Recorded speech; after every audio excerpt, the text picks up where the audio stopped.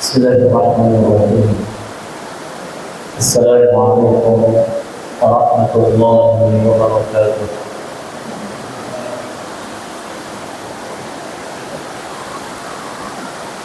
Alhamdulillah.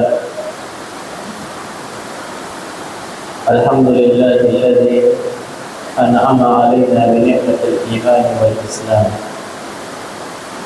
Wa asyhadu an la ilaha illallah wahdahu la syarika lah. Wa asyhadu anna Muhammadan 'abduhu wa rasuluhu khairul anam. Allahumma shalli wa sallim wa barik ala nabiyyina Muhammadin wa ala alihi wa ashabihi wa man tabi'ahum bi ihsanin ila yaumil din, amma ba'd.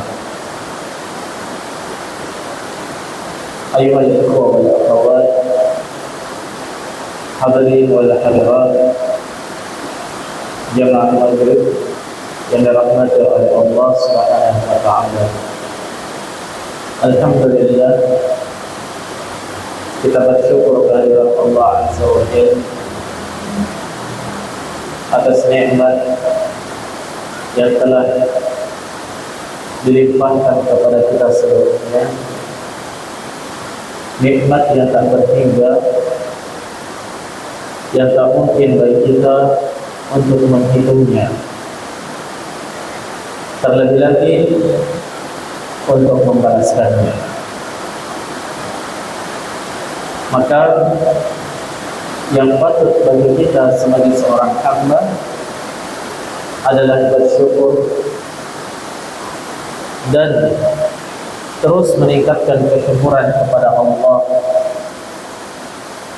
sebagaimana hal itu yang telah diperintahkan oleh Allah Subhanahu wa taala kepada kita seluruhnya.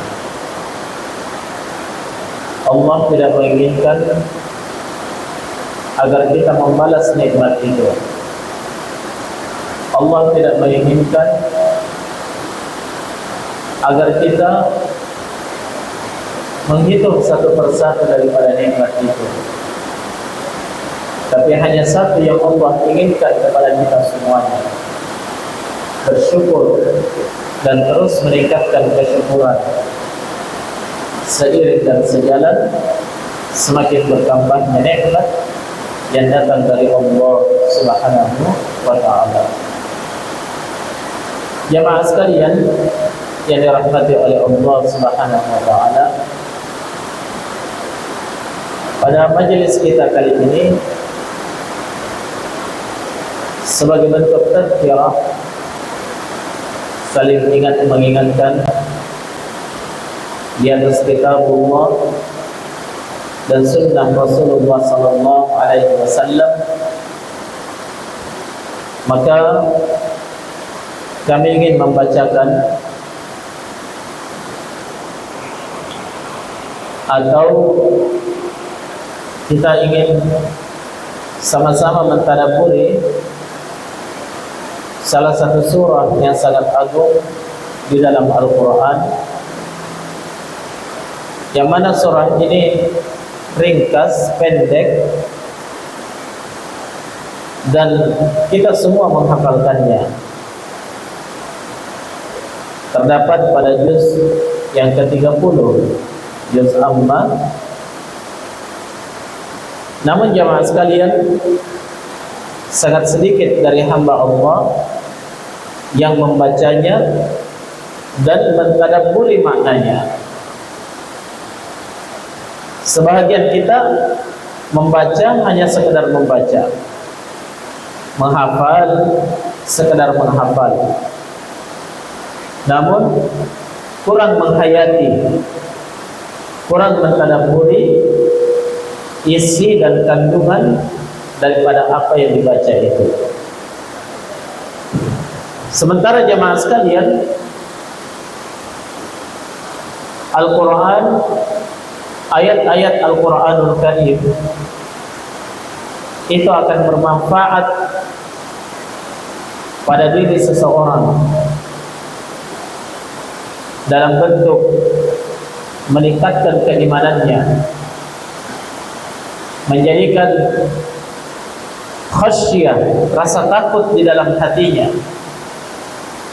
dan menjadikan dia semakin tunduk dan taat kepada Allah, itu ketika dia membaca Al-Quran dan mentadabburi isi dan kandungannya. Ya. Barulah Al-Quran itu menjadi tadzkirah, peringatan terhadap diri seseorang. Kalau sekedar dibaca, ya, tetap seseorang itu akan mendapatkan pahalanya, yaitu satu huruf akan mendapatkan berapa? 10 pahala. Ya. Dan setiap dia membacakan Al-Quran, melantunkannya, dia dapatkan fadail, keutamaan demi keutamaan yang sangat banyak. Akan tetapi sasaran utama Al-Quran menjadi tadzkirah, wa innahu latadzkiratun lil mu'minin, kata Allah, dan sungguh Al-Quran itu adalah pemberi peringatan terhadap orang-orang yang beriman. Itu tidak tepat sasaran. Kalau apa? Kalau sekedar dibaca dan tidak ditadabburi isi dan kandungannya. Oleh karena itu jemaah sekalian, kami mengajak kepada ikhwah dan akhwat sekalian untuk kita sama-sama belajar mentadabburi ayat demi ayat, surah demi surah di dalam Al-Quran itu, sehingga benar-benar kita bisa menjadikan Al-Quran itu sebagai tadzkirah, pemberi peringatan kepada kita semuanya. Nah, jemaah sekalian yang dirahmati oleh Allah Subhanahu wa taala, surah yang kami maksudkan tadi itu adalah surah Al-Balad. Di mana surah Al-Balad ini ya dikenal masuk dalam jenis surah Makkiyah. Ya, surah Makkiyah. Dia adalah surah yang diturunkan oleh Allah kepada Nabi pada fase perjuangan dakwah Nabi di kota Mekah, yakni sebelum beliau hijrah ke Madinah. Nah, karena ayat-ayat atau surah yang turun kepada Nabi sallallahu alaihi wasallam pada fase Madinah itu disebut dengan apa? Surah Madaniyah, ya. Surah Madaniyah. Nah, surah Al-Balad ini adalah surah Makkiyah. Di dalamnya terdapat keutamaan yang sangat banyak, fawaid, faidah dan pelajaran yang sangat besar, dan peringatan bagi orang-orang yang bertakwa kepada Allah Subhanahu wa ta'ala. Diawali dengan sumpah, menunjukkan surah ini adalah surah yang sangat agung. Allah mendahuluinya dengan sumpah. Baik, Allah Subhanahu wa ta'ala berfirman, a'udzu billahi minasyaitonir rajim. Bismillahirrahmanirrahim. La uqsimu bihadzal balad wa anta hillun bihadzal balad wa walidin wa ma walad laqad khalaqnal insana fi kabad ayahsabu an lan yaqdira alayhi ahad yaqulu ahlaktu malan lubada ayahsabu an lam yarahu ahad alam naj'al lahu 'aynayn wa lisanan wa shafatayn wa hadaynahum najdayn.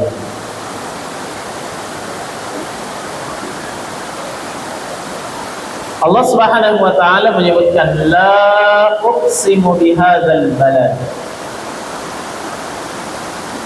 La-nya di sini kata para ulama ahli tafsir, itu adalah la lil istifta.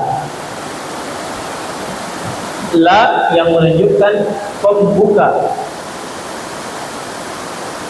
La sebagai pembuka. Ya. Karena la yang kita kenal dalam bahasa Arab yang masyhur, ya, itu ada dua ya. Yang pertama ada namanya la nahiyah. La bentuknya pelarangan. La ta'kul, apa artinya? Jangan makan. Ya, inilah apa ini? La nahiyah, bentuknya pelarangan. Atau yang kedua adalah la nafiyah. La yang bentuknya penafian. Contohnya la adri. Apa itu la adri? Saya tidak tahu. Penafian. Dua la ini yang masyhur dalam kaidah bahasa Arab, ya kan? Ya, tapi bukan hanya dua jenis la itu saja. Ada beberapa jenis. Di antaranya la di sini, la lil istifta. La yang didatangkan sebagai pembuka. Ya. Jadi sini Allah mengatakan la uqsimu bihadzal balad. Sungguh saya bersumpah dengan negeri ini. Jadi bukan artinya la uqsimu saya tidak bersumpah. Bukan saya tidak bersumpah, tapi maknanya adalah sungguh saya bersumpah. Karena la di sini lil istifta yang didatangkan sebagai pembuka itu bermakna taukid, menguat. Jelas ya? Ya.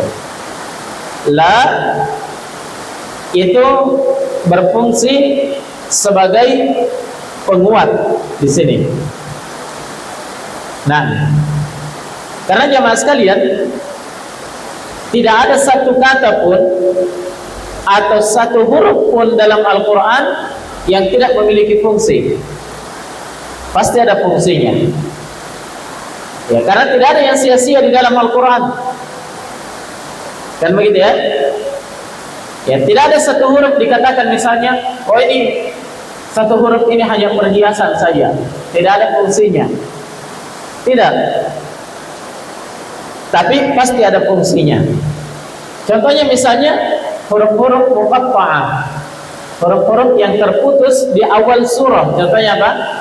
Alif lam mim, Yasin, Kaf ha ya ain sad. Ya. Itu apa artinya? Apa artinya itu? Tidak ada yang mengetahui artinya, kan begitu ya? Apa maknanya? Tidak ada yang tahu maknanya. Tapi seorang yang beriman, kita yakin pasti ada fungsinya, sehingga Allah datangkan itu. Paham? Pasti ada fungsinya, sehingga Allah datangkan huruf-huruf tersebut di awal surah. Oleh karena itu para ulama ahli tafsir ya mengatakan huruf-huruf yang seperti ini di awal surah itu mereka katakan Allahu a'lamu bimuradihi. Allah yang lebih tahu tentang apa yang dia inginkan dengan huruf-huruf tersebut. Jadi tidak dikatakan oh tidak ada fungsinya, oh tidak ada maknanya, oh tidak ada artinya, hanya didatangkan sebagai hiasan saja, tidak. Ya, atau sebagai tambahan saja. Nah, demikian pula di sini la sebagai pembuka, tapi ada fungsinya. Apa fungsinya? Dia menguatkan kalimat setelahnya. Kemudian kata Allah, la uqsimu.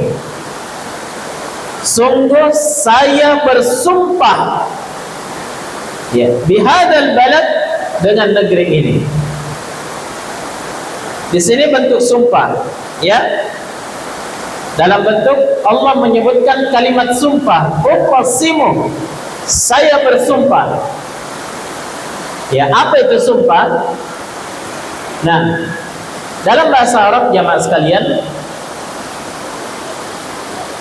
al-qasam atau sumpah itu adalah ta'kidus syai' bi dzikri mu'adhdhamin ala wajhin makhsus.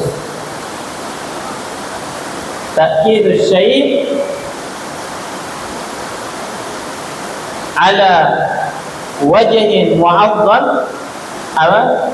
Ta'kidus syai' bi dzikrin mu'adhdham ala wajhin makhsus. Sumpah itu adalah ta'kidus syai', menguatkan sesuatu, menguatkan sesuatu bidzikrin mu'azzam, dengan cara menyebutkan sesuatu yang diagungkan,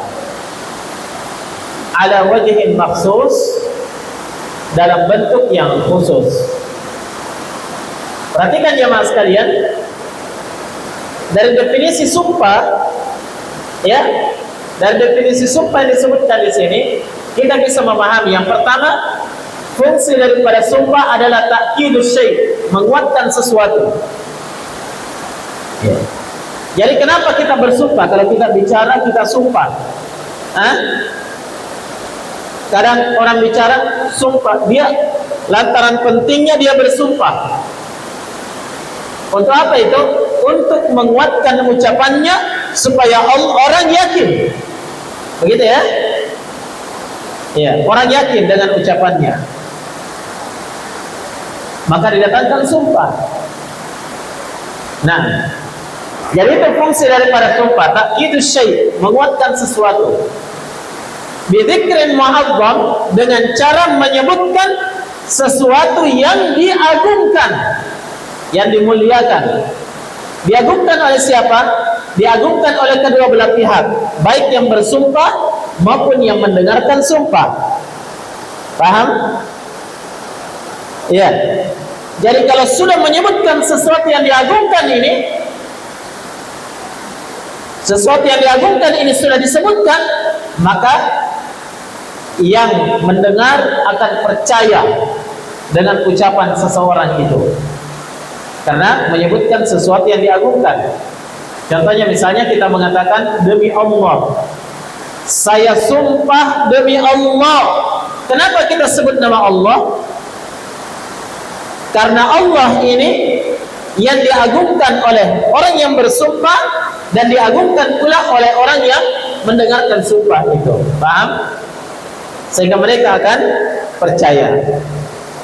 Ala wajhin makhsus, dalam bentuk yang khusus. Ya. Jadi sumpah itu jamaah sekalian tidak sembarang. Dia ada bentuk-bentuk khususnya. Apa itu bentuk khususnya? Ya, yang pertama, dia menyebutkan saya bersumpah.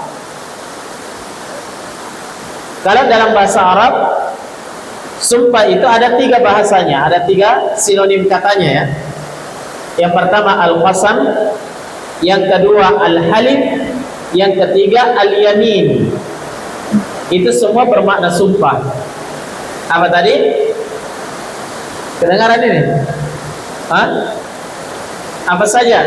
Yang pertama al-qasam, yang kedua al-halif, yang ketiga al-yamin. Itu semua maknanya sama, sumpah. Jadi ketika orang bersumpah, ya, dia menggunakan cara ini, yaitu apa? Menyebutkan kalimat sumpah. Ya, uqsimu billah, saya bersumpah atas nama Allah. Begitu ya? Ya, atau dia mengatakan ahlifu billah, saya bersumpah atas nama Allah. Ya, itu yang pertama. Bentuk sumpah yang pertama, dia menyebutkan apa? Kalimat sumpah, saya bersumpah. Itu bentuk sumpah. Yang kedua, walaupun dia tidak menyebutkan kalimat sumpah, tapi dia menyebutkan huruf sumpah, huruf yang biasa digunakan oleh orang Arab dalam bersumpah. Dan itu ada 3 huruf. Apa itu? Wa, ba, ta. Wallahi, billahi, tallahi. Kalau sudah ada salah satu dari 3 huruf ini, walaupun dia tidak mengatakan saya bersumpah, itu sudah masuk dalam kategori sumpah. Paham? Ya. Di sini Allah menggunakan kalimat uqsimu. Ya. Saya bersumpah. Dengan apa Allah bersumpah? Ya, ingat ya. Dalam sumpah itu harus terpenuhi padanya beberapa komponen sumpah. Harus terpenuhi beberapa komponen sumpah. Kalau tidak terpenuhi, bukan sumpah namanya. Mungkin itu sumpah palsu atau sumpah pocong. Hanyalah dalam bahasa Arab itu bukan sumpah kalau tidak terpenuhi beberapa komponen sumpah ini. Apa itu? Yang pertama, ada orang yang bersumpah. Yang kedua apa? Dia menyebutkan sighah, bentuk sumpah. Itu tadi. Apakah dia menyebutkan kalimat sumpah atau memakai huruf sumpah? Begitu ya? Yang ketiga, ya, muqsam bihi, harus ada yang digunakan untuk bersumpah. Ya. Yang digunakan bersumpah ini yang disebut dalam sumpah. Dan ingat ya, yang disebut dalam sumpah ini harus mu'azzam, sesuatu yang diagungkan. Ya, harus sesuatu yang diagungkan. Makanya tidak benar sumpahnya kalau dia katakan saya bersumpah demi semut. Apa itu semut? Ya. Tapi harus yang diagungkan. Dalam hal ini Allah sebagai Rabb kita, Tuhan kita. Nah, yang keempat, ya, dia adalah muqsam alaihi, sesuatu yang disumpahi. Dalam rangka apa dia bersumpah? Ini harus ada 4 ini kalau bersumpah. Paham? Ya. Mari kita lihat di sini Allah bersumpah, la uqsimu bihadzal balad. Ada yang bersumpah? Ada, Allah. Yang kedua tadi apa? Apa yang digunakan bersumpah? Sighah. Bentuk sumpahnya apa itu? Yang digunakan sini uqsimu, saya bersumpah. Allah menggunakan kalimat sumpah. Ya. Kemudian yang ketiga, ada yang digunakan bersumpah. Apa itu? Bihadzal balad, dengan negeri ini. Yang dimaksud dengan negeri ini yaitu negeri Makkah. Katanya tadi orang bersumpah itu harus menyebutkan sesuatu yang diagungkan, betul? Ya. Kalau manusia yang bersumpah itu tidak boleh tidak, harus atas nama Allah. Karena itu yang kita agungkan. Begitu ya? Tidak boleh atas nama makhluk. Itu terjatuh dalam syirik. Makanya kata Nabi sallallahu alaihi wasallam, "Man halafa bi ghairillahi faqad asyrak." Siapa yang bersumpah atas nama selain Allah, sungguh dia telah syirik. Tapi ketika Allah yang bersumpah, maka Allah bebas menyebutkan nama apa saja dari kalangan makhluknya. Ini satu, perhatikan. Kalau Allah yang bersumpah, Allah bebas menyebutkan nama makhluknya yang diinginkan. Yang kedua, kapan Allah menyebutkan salah satu nama dari nama makhluk dalam sumpahnya, berarti makhluk itu adalah makhluk yang agung, punya keistimewaan daripada yang lainnya. Paham? Ya. Sekarang apa yang digunakan oleh Allah bersumpah di sini? bihadzal balad, ya, dengan atau demi negeri ini. Ya, negeri, kata para ulama ahli tafsir, negeri yang dimaksud itu adalah Makkah. Kenapa? Karena ayat ini turun ketika Nabi berada di Makkah, dan Allah mengatakan demi negeri ini. Ya, ini berarti Makkah, begitu ya. Berarti jamaah sekalian, Makkah ini punya keistimewaan tersendiri. Ya, bahkan dia adalah negeri yang paling mulia dari seluruh negeri yang ada di permukaan bumi ini. Bisa dipahami? Ya, dia adalah negeri yang paling mulia dari seluruh negeri yang ada di permukaan bumi ini. Nah, dan dia adalah negeri yang paling dicintai oleh Allah dan Rasulnya. Nah, bahkan Allah menyebut Makkah adalah negeri yang berberkah, penuh dengan keberkahan. Subhanalladzi asra bi'abdihi lailan minal masjidil harami ilal masjidil aqsa alladzi barakna haula. Maha suci Allah yang telah memperjalan malamkan hambanya dari Masjidil Haram ke Masjidil Aqsa, yang telah kami berkahi sekelilingnya. Allah katakan kami berkahi sekelilingnya. Ya, oleh karena itu jamaah sekalian, tidak salah kalau ada orang yang datang ke tanah suci Makkah untuk mengharapkan keberkahan atau mencari keberkahan, karena memang itu adalah negeri yang berberkah. Hanya yang jadi masalah di sini, ya, caranya mengambil berkah di negeri itu bagaimana? Ini yang jadi masalah. Bisa dipahami ya? Nah, baik. Jadi wajar kalau Allah bersumpah demi Makkah. Ya, Allah tidak bersumpah demi Amerika misalnya. Kenapa Allah tidak bersumpah misalnya negara terkaya sekarang ini? Ya, demi Dubai. Bukan Dubai yang disebut, apalagi Mamuju. Tapi justru Makkah yang disebut, karena Makkah memiliki apa? Keutamaan dan kemuliaan di sisi Allah Subhanahu wa taala. Padahal dia padang tandus. Ya. Tapi Allah turunkan keberkahan di situ.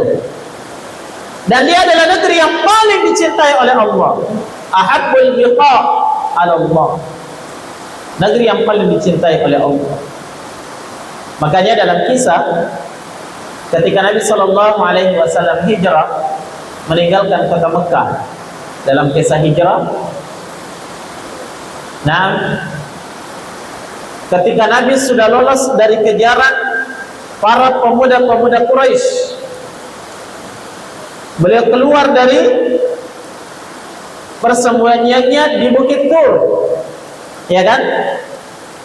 Setelah itu Nabi Shallallahu Alaihi Wasallam melanjutkan perjalanan. Belum jauh beliau berjalan, beliau pas ketika berada di atas bukit, Nabi kembali menoleh ke Mekah. Seolah-olah Nabi begitu berat untuk meninggalkan Mekah. Tatkala Nabi menoleh ke arah Mekah, kembali Nabi Shallallahu Alaihi Wasallam bersabda, "Innaki la khairu ardillah wa ahabbuki ilayya laula anna qaumaki akhrajuni ma sakantu ghairaki." Kata Nabi, wahai Makkah, sungguh engkau adalah negeri Allah yang paling baik, dan engkau adalah negeri Allah yang paling aku cintai. Jikalau seandainya bukan karena kaummu yang mengusir saya darimu, saya tidak akan bermukim, saya tidak akan tinggal di negeri selain wahai Makkah. Jadi dalam keadaan terpaksa Nabi harus meninggalkan Makkah. Kenapa? Nabi tahu Makkah adalah negeri yang terbaik, negeri yang paling dicintai oleh Allah, negeri yang penuh dengan keberkahan. Nah, terlebih lagi Nabi dilahirkan di negeri Makkah ini, dibesarkan, ya, menjadi tumpah darahnya. Makanya sangat berat Nabi Sallallahu Alaihi Wasallam untuk meninggalkan kota Makkah. Jemaah sekalian yang dirahmati oleh Allah Subhanahu Wa Taala, di sini Allah menggunakan kota Makkah sebagai alat untuk bersumpah, menunjukkan dia adalah sesuatu yang sangat diagungkan. Nah, kemudian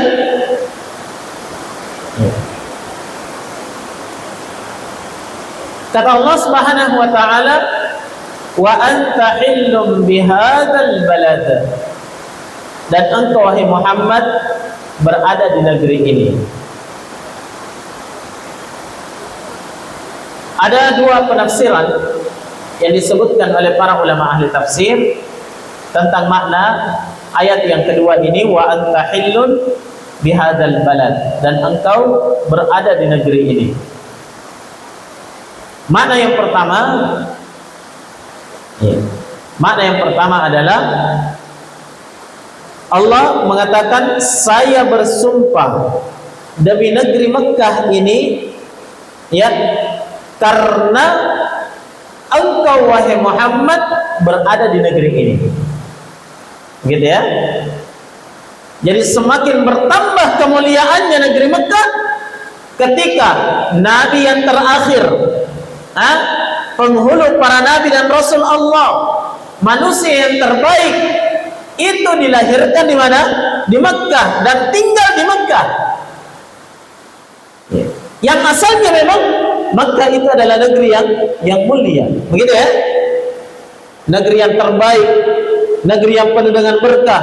Tapi semakin bertambah keagungan Mekah ketika Rasulullah berada di Mekah. Jelas ya? Wa anta hillum bihadzal balad. Ini makna yang pertama. Makna yang kedua, ada yang berpendapat maknanya adalah wa anta tastahillu hadzal balad, dan engkau wahai Muhammad akan menghalalkan negeri ini nanti. Perlu dipahami bahwa Makkah, ya, terutama Ka'bah, Masjidil Haram dan sekelilingnya itu adalah tanah yang disebut dengan tanah haram. Iya kan? Iya, makanya di sana ada tertulis hudud haram. Biasa lihat ya, yang biasa pergi umrah. Ya, hudud al-haram. Apa artinya? Batasan tanah haram. Di sini batasan tanah haram, nanti di sana ada batasan tanah haram, di sana lagi ada, di sana. Itu dibuat oleh siapa? Pemerintah Saudi Arabia untuk memudahkan kita mengenal bahwa kita masuk di tanah haram. Apa artinya tanah haram? Tanah yang dimuliakan. Karena mulianya, makanya kata Nabi, ya, la yuqta'u syajaruha, tidak boleh dipotong pepohonannya, kan begitu ya? Iya. Tidak boleh diambil rerumputannya. Apalagi tidak boleh diburu hewan buruannya, hewan liarnya. Ya, dan tidak boleh membunuh di tanah haram. Jangankan membunuh, bertengkar saja haram. Itu merusak kehormatan tanah haram. Kalau ada orang bertengkar di tanah haram, begitu ya? Iya. Bertengkar saja tidak boleh. Karena ini tanah haram. Tapi jemaah sekalian, Allah menjanjikan kepada nabinya, wa anta hillum bihadzal balad, dan kelak suatu saat nanti wahai Muhammad engkau akan menghalalkan negeri ini. Engkau akan menghalalkan negeri ini. Maka kata para ulama, yang dimaksud di sini adalah peristiwa Fathu Makkah. Ketika Nabi sallallahu alaihi wasallam beserta para sahabatnya sudah mendapatkan bukti dari janji Allah dalam surah An-Nasr, "Idza jaa nasrullahi wal fath wa ra'aitan nasa yadkhuluna fi dinillahi afwaja." Itu surah An-Nasr. Apabila telah datang pertolongan Allah dan pembukaan kota Mekah, dan engkau menyaksikan manusia masuk ke dalam agama Allah secara berbondong-bondong. Ketika itu Nabi datang dari Madinah membawa 10.000 orang pasukan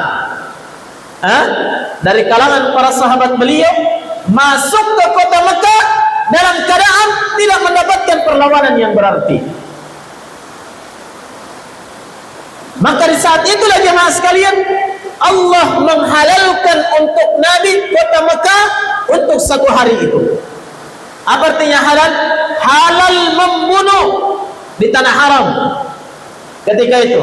Makanya Nabi perintahkan, jangan membunuh anak-anak, jangan bunuh wanita, wala taqtulu walidan, jangan bunuh anak-anak, jangan membunuh orang yang masuk ke rumahnya. Jangan jangan membunuh orang-orang yang berlindung di Ka'bah. Jangan membunuh orang-orang yang masuk ke rumah Abu Sufyan. Ada beberapa instruksi dari Nabi. Kenapa? Karena ketika itu, di hari itu tanah haram dihalalkan untuk Nabi sallallahu alaihi wa ala alihi wasallam. Maka dari itu dalam sebuah hadis,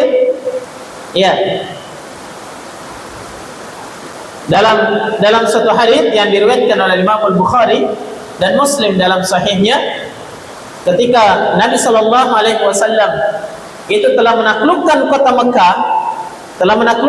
Mekah, Nabi sallallahu alaihi wasallam bersabda di keesokan harinya, Nabi bersabda, wa qad 'adat hurmatuha al-yawm ka hurmatiha bil ams.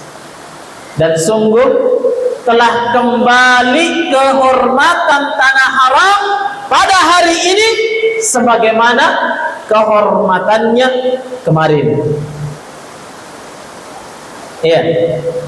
Dan ini adalah salah satu keistimewaan Nabi, kekhususan untuk beliau. Di antara kekhususannya ini, Nabi sallallahu alaihi wasallam dihalalkan untuknya 1 hari untuk tanah haram itu. Kata Nabi sallallahu alaihi wasallam, dihalalkan untukku tanah haram untuk 1 hari ini, sehingga siapapun yang ada di tanah haram yang melakukan perlawanan kepada Nabi dan bala tentaranya disikat habis. Walaupun di tanah haram. Kenapa? Karena di hari itu tanah haram dihalalkan untuk Nabi. Paham ya? Makanya pasukan Khalid bin Walid, pasukan sayap Khalid bin Walid ketika itu yang masuk ke kota Mekah, melalui lembah, itu berhadapan dengan pasukan Ikrimah yang mau melawan. Ikrimah bin Abi Jahal. Ketika itu belum masuk Islam Masuk Khalid bertemu dengan pasukan Ikrimah, maka terjadi pertempuran kecil di situ, tapi tidak berarti bagi pasukan Khalid bin Walid. Kebanyakan mereka terbunuh dan Ikrimah melarikan diri kemana? Ke pantai, mau menyeberang, meninggalkan kota Mekah. Nah, jadi mereka melakukan pembunuhan di tanah haram karena memang dihalalkan di hari itu. Tapi keesokan harinya langsung Nabi bersabda, wa qad 'adat hurmatuhal yawm. Dan keharaman tanah haram, kemuliaan tanah haram kembali pada hari ini. Kahurmatiha bil ams, sebagaimana kehormatannya di kemarin, hari kemarin. Dan ini tidak ada lagi yang menghalalkan tanah haram sampai datangnya hari kiamat. Siapa yang menghalalkannya berarti dia melakukan kezaliman yang sangat besar. Paham ya? Ya, dia melakukan kezaliman yang sangat besar. Dan itu adalah negeri yang paling aman. Coba bayangkan jemaah sekalian, jangankan orang, binatang saja. Ya, kalau ada orang yang berburu di luar tanah haram ya, dia berburu misalnya, ya, binatang itu ketika mau ditombak atau mau dipanah, tapi dia loncat masuk ke tanah haram, itu tidak boleh. Ya, tidak boleh diburu. Ya, makanya sampai sekarang di sana merpati berkembang, sangat banyak sekali merpati. Itu cuma di tanah haram. Di luar tanah haram tidak ada merpati. Ya. Merpati saja aman di tanah haram. Ya. Maka demikian pula manusia. Jelas ya? Baik. Jadi ketika Allah mengatakan wa anta hillum bihadzal balad, ini maknanya dua. Satu, tanah Mekah ini atau kota Mekah ini adalah kota yang sangat agung dan mulia karena engkau berada di negeri ini, wahai Muhammad. Jadi semakin bertambah kemuliaannya karena engkau berada di negeri ini. Yang kedua maknanya apa? Dan kelak engkau akan menghalalkan kota ini, yaitu ketika terjadi Fathu Makkah. Baik. Ini sumpah yang pertama jemaah sekalian dalam surah ini. La uqsimu bihadzal balad. Saya bersumpah demi negeri ini. Nah, wa anta bihillum bihadzal balad, dan engkau berada di negeri ini wahai Muhammad, atau engkau akan menghalalkan negeri ini. Baik, selanjutnya ini sumpah berikutnya, sumpah yang kedua. Apa itu? Wa walidin wa ma walad. Dan demi yang melahirkan dan apa yang dia lahirkan. Terjadi khilaf, perselisihan pendapat di kalangan ulama tentang makna ayat ini. Apa maksudnya? Allah bersumpah demi yang melahirkan dan demi yang dilahirkan. Ya. Pendapat yang pertama, ada yang mengatakan yang diinginkan dengan walid yang melahirkan itu adalah Nabi Adam dan Hawa. Wa ma walad, dan apa yang dia lahirkan, yang dimaksud katanya adalah seluruh anak cucu Adam, Bani Adam. Paham? Jadi Allah bersumpah menggunakan Adam dan anak cucunya. Ya, dijadikan sebagai alat sumpah oleh Allah Subhanahu wa taala. Kemudian jemaah sekalian, ada juga yang berpendapat bahwa yang dimaksudkan di sini wa walidu wa ma walad adalah kullu walid wa ma walad, demi seluruh yang melahirkan dan seluruh apa yang dilahirkan. Kalau ini mencakup lebih luas ya, semua orang tua dan semua anaknya, begitu ya. Iya. Allahu a'lam yang mana yang benar dari dua pendapat ini. Yang jelas itu dua pendapat di kalangan para ulama ahli tafsir tentang makna wa walidin wa ma walad, demi yang melahirkan dan demi yang dilahirkan.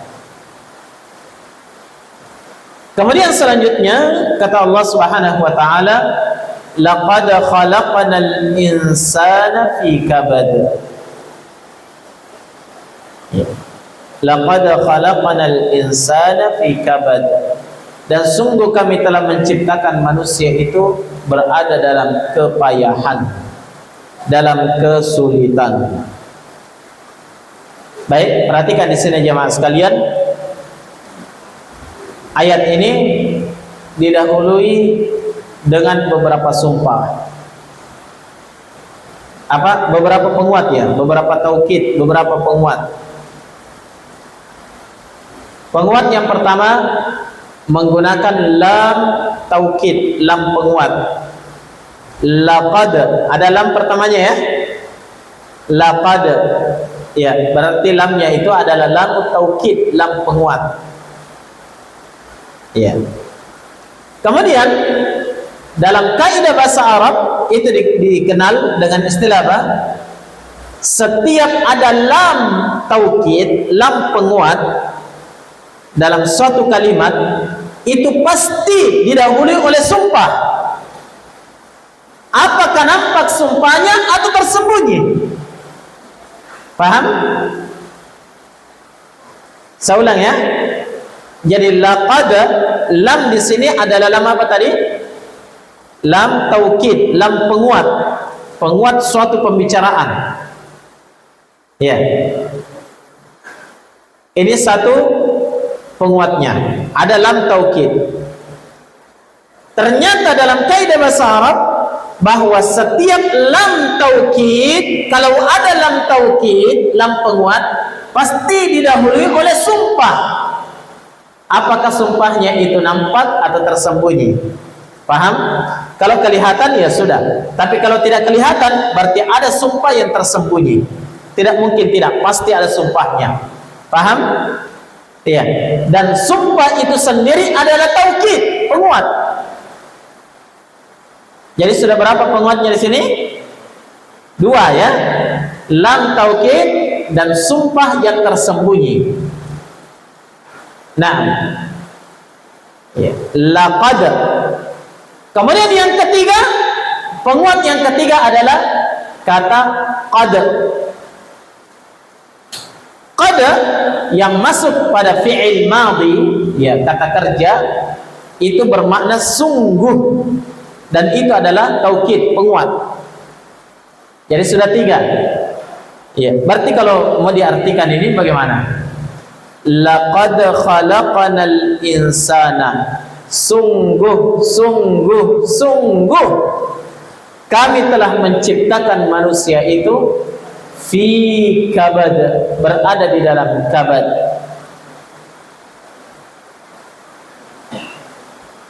Coba lihat di sini jemaah sekalian. Ya, dari awal Allah bersumpah ya. La uqsimu bihadzal balad, sumpah pertama. Wa anta hillum bihadzal balad, sumpah yang kedua.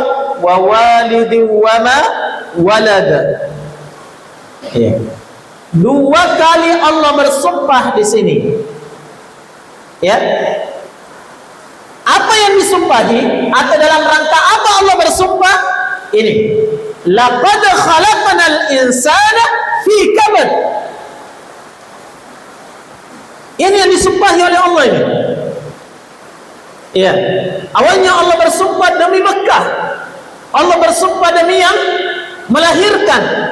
Allah bersumpah demi yang dilahirkan. Dalam rangka apa Allah bersumpah? Ingat, komponen yang keempat harus ada ya. Apa yang disumpahi? Muqsam ilaihi. Ya. Muqsam alaih. Apa yang disumpahi?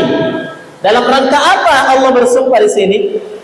Ternyata Allah bersumpah itu dalam rangka menjelaskan laqad khalaqanal insan, sungguh pasti benar-benar saya menciptakan manusia fi kabad, berada di dalam al-kabad. Berarti jemaah sekalian, harusnya kita benar-benar memperhatikan ini. Bukan main. Allah awali dengan dua sumpah. Ya, untuk menjelaskan ini. Ya, laqad khalaqnal insana fi kabad.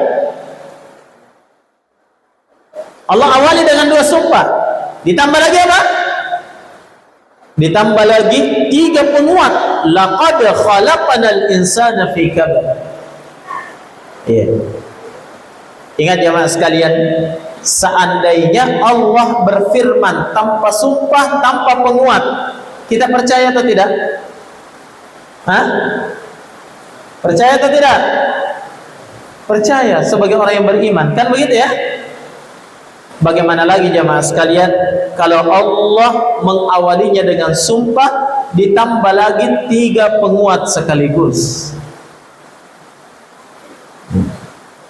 Benar-benar jamaah sekalian, Allah ingin menjelaskan kepada manusia pentingnya laqad khalaqanal insana fi kabad ini. Sungguh kami telah menciptakan manusia benar-benar berada di dalam kabad, dalam kesulitan. Tayyib. Masuk waktu azan.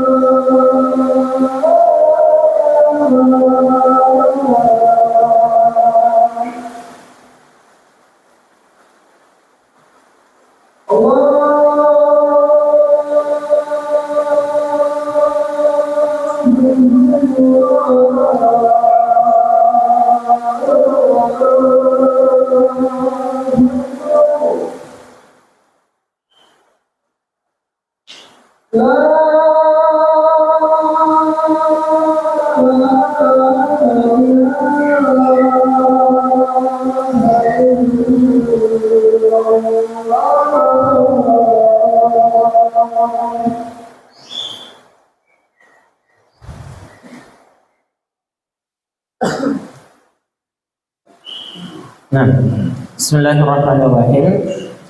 Alhamdulillah wassalatu wassalamu ala Rasulillah, amma ba'd. Baik, kita lanjutkan pembahasan kita pada ayat yang keempat ini. Ketika Allah sudah menyebutkan ya, kenapa Allah Subhanahu wa taala sampai bersumpah di dalam surah Al-Balad ini. Ternyata Allah berfirman, laqad khalaqanal insana fi kabad. Sungguh kami telah menciptakan manusia itu berada di dalam kabad. Apa makna daripada kabad? Dijelaskan oleh para ulama ahli tafsir, kabad itu mengandung dua makna. Yang pertama, sungguh kami telah menciptakan manusia fi kabad, maknanya adalah fi istiqamah. Kami ciptakan manusia itu dalam kondisi penciptaan tubuhnya itu tegak lurus.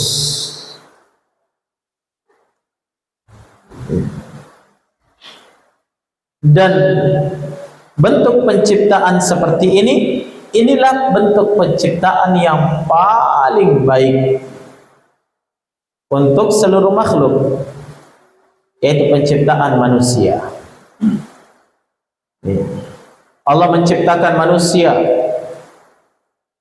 bentuknya paling sempurna, paling bagus. Ya. Tubuhnya berdiri, berjalan, berdiri tegak lurus,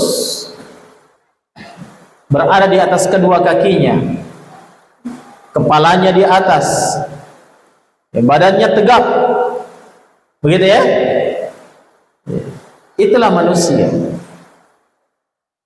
Dan ini disebutkan oleh Allah dalam ayat yang lain, laqad khalaqnal insana fi ahsani taqwim. Sungguh kami telah menciptakan manusia itu berada pada apa? Penciptaan yang terbaik. Bagaimana itu penciptaan terbaiknya manusia? Ini tadi. Ya, fi kabad, bentuk tubuhnya sempurna. Nah, kepalanya di atas, kakinya di bawah, badannya tegak. Itulah penciptaan manusia. Beda dengan binatang, seperti disebutkan oleh Syekh Utsaimin. Ya, kalau binatang apa? Allah ciptakan mereka bagaimanapun mereka besarnya, tetap duburnya setara dengan kepalanya. Ada lagi yang diciptakan kepalanya di atas, kakinya di bawah, ya, tapi penuh dengan bulu.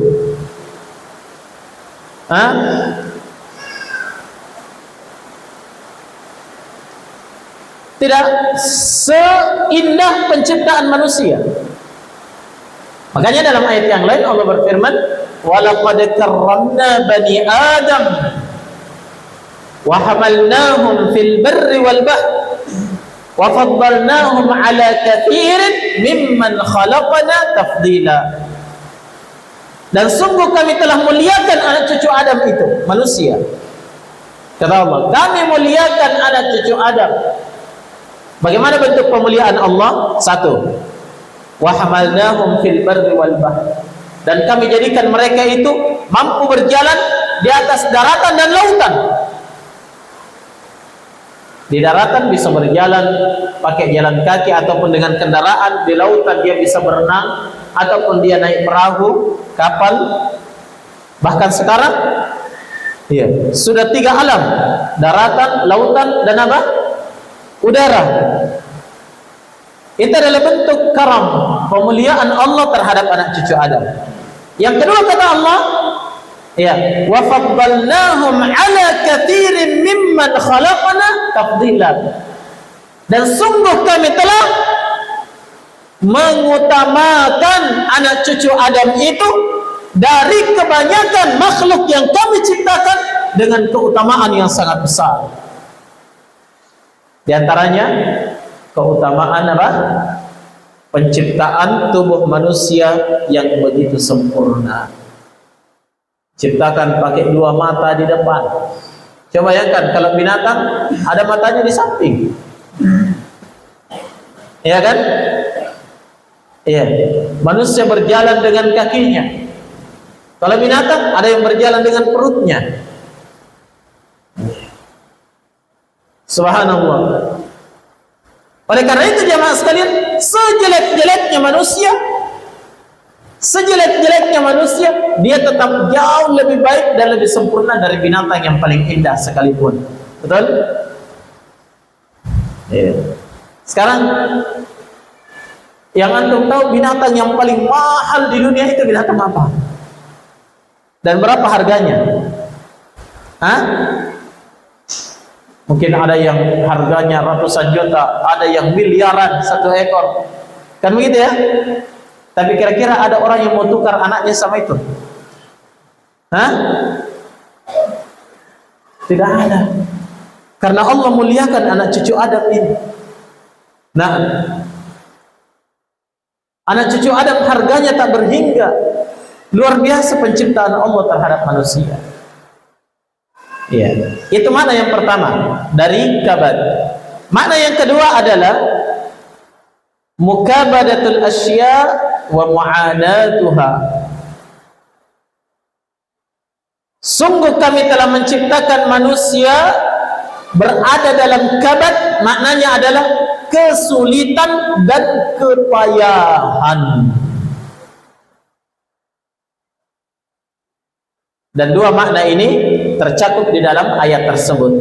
Kami telah menciptakan manusia na'am tegap lurus dengan penciptaan yang paling sempurna, dan manusia itu kami ciptakan berada dalam kesulitan dan kepayahan. Dan ini asal hakikat dalam kehidupan kita ini, selalu dalam kesulitan dan kepayahan. Kenapa? Karena memang kita hidup berada di dalam darul ibtila, di negeri yang penuh dengan bala. Dijelaskan oleh Syekh Ibnu Utsaimin rahimahullah dalam tafsir Juz Amma, kata beliau, manusia itu dikatakan berada dalam kepayahan karena manusia itu ya terus menerus berhadapan dengan masyaqqah, kesulitan. Kesulitan dalam urusan dunia, misalnya kesulitan dalam mencari rezeki. Harus kerja dulu, berusaha dulu, berupaya dulu, baru dapat rezekinya, bisa makan, minum, kan begitu? Tidak ada yang duduk saja berpangku tangan terus dapat rezeki. Iya, harus usaha dulu. Dalam mencari rezeki, kesulitan di dalam keluarga, kesulitan ya dalam apa namanya berusaha ini, berusaha untuk itu, ya kesulitan dalam bertahan hidup, sampai terkadang orang berpindah dari satu daerah ke daerah yang lain hanya untuk bertahan hidup. Ya, manusia berada dalam kesulitan, dan itulah hakikat. Kalau tidak mau menghadapi kesulitan,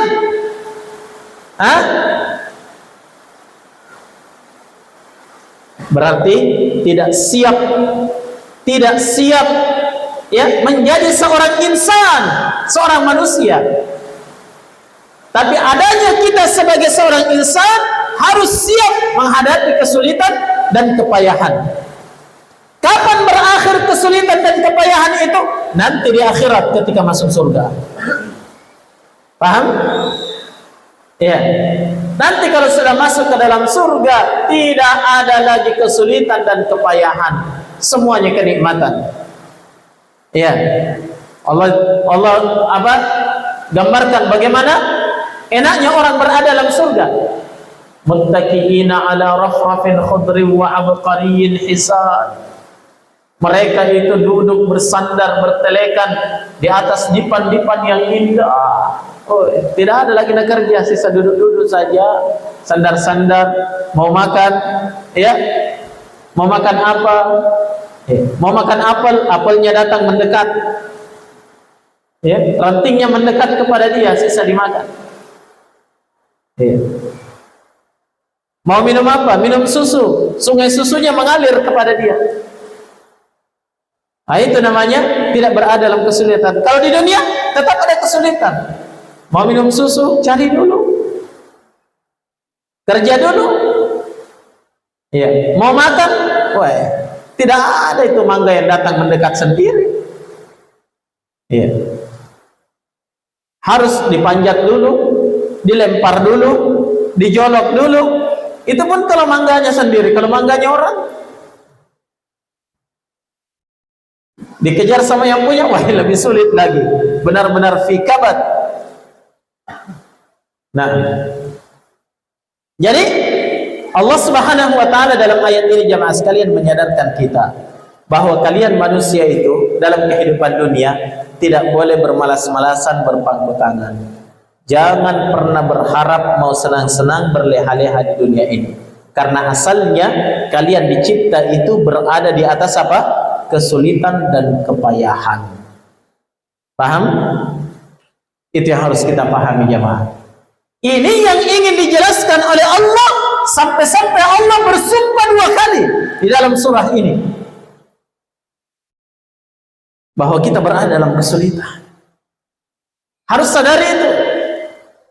Dalam urusan akhirat terlebih lagi harus menghadapi kesulitan-kesulitan untuk bisa mendapatkan kebahagiaan di negeri akhirat. Kesulitannya di mana? Kesulitannya di dunia. Jelas ya? Di mana jemaah sekalian, seluruh perkara yang mengantarkan ke dalam surga itu bertentangan dengan hawa nafsu kita.